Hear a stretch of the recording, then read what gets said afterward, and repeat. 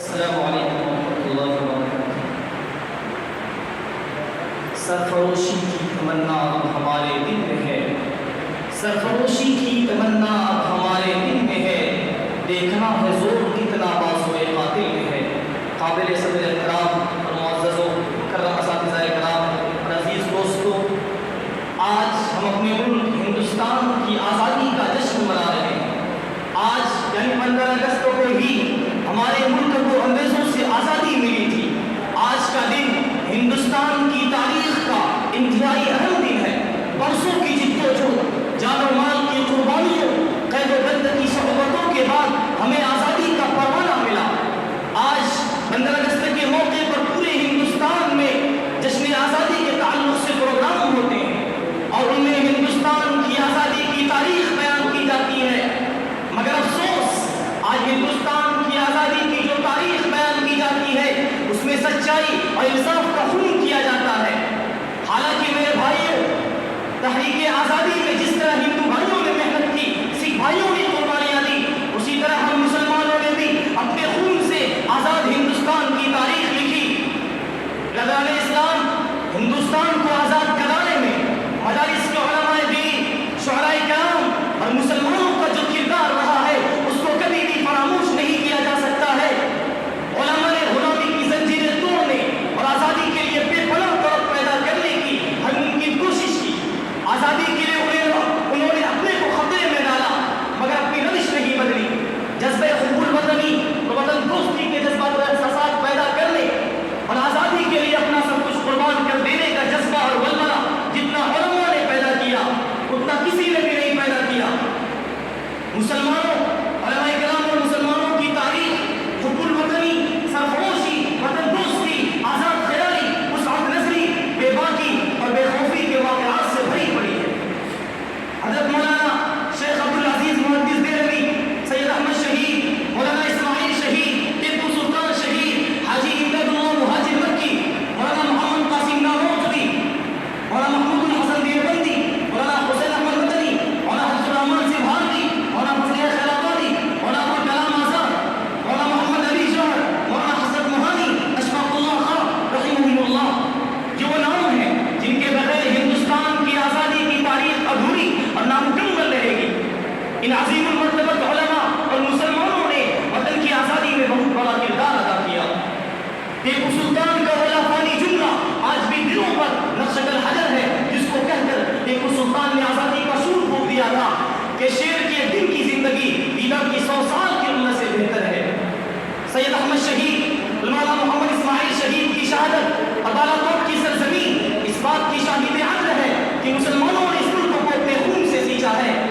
مولانا محمود الحسن دیوبندی کی تحریک ریشمی رومال اور مولانا حسین احمد مدنی کا سر سے کفن باندھنا شہادت دے رہا ہے کہ وطن کو آزاد کرانے میں علماء نے بے مثال قربانیاں دی ہیں۔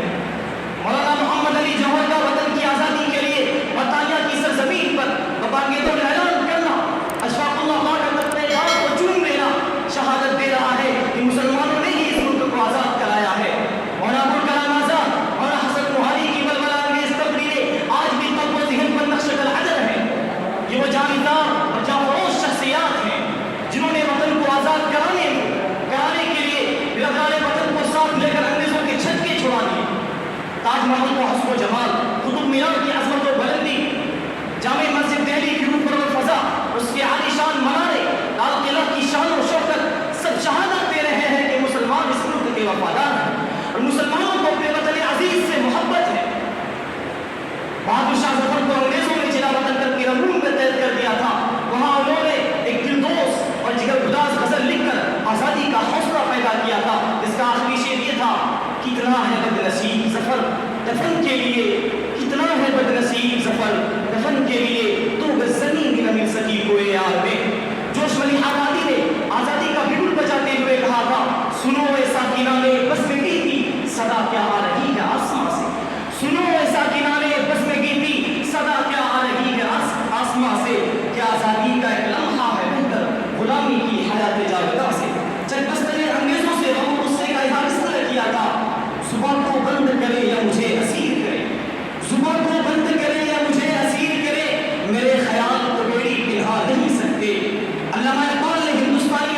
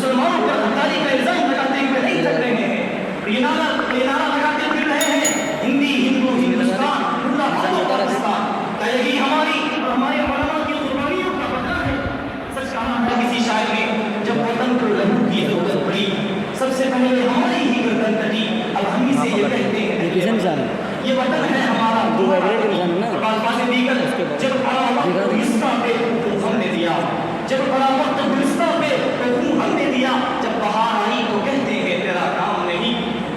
यादगार मिलत असलाफ के इन कारनामों को आपके सामने बयान करने का मकसद ये है कि आप इनको हमेशा याद रखें, क्योंकि ये आपकी तवानाइयों का सरचश्मा है। मैं चाहता हूँ कि मुसलमान नौजवान अपने असलाफ के जज्बात और कुव्वत अमल के अमीन और वारिस बन जाए और जिंदगी की नई राहों पर पूरे खुलूस और एतमाद के साथ गामज़न हो जाए, एहसास कमतरी को सफेद ज़हन से खुश कर फेंक दे, तभी वो इस मुल्क में इज्जत की जिंदगी गुजारने के हकदार हो सकते हैं। इन्हीं पाकीज़ा जज्बात के साथ मैं तमाम हिंदुस्तानी आवाम को ख्वाब गफलत से बेदार करके ये पैगाम देते हुए अपनी तकरीर खत्म करता हूँ। न समझोगे तो मिट जाओगे हिंदुस्तान वालों, न समझोगे तो मिट जाओगे हिंदुस्तान वालों, तुम्हारी दास्तां तक भी न होगी दास्तानों में। वतन की फिक्र कर नादा मुसीबत आने वाली है, वतन की फिक्र कर नादा मुसीबत आने वाली है, तेरी बर्बादियों के मशवरे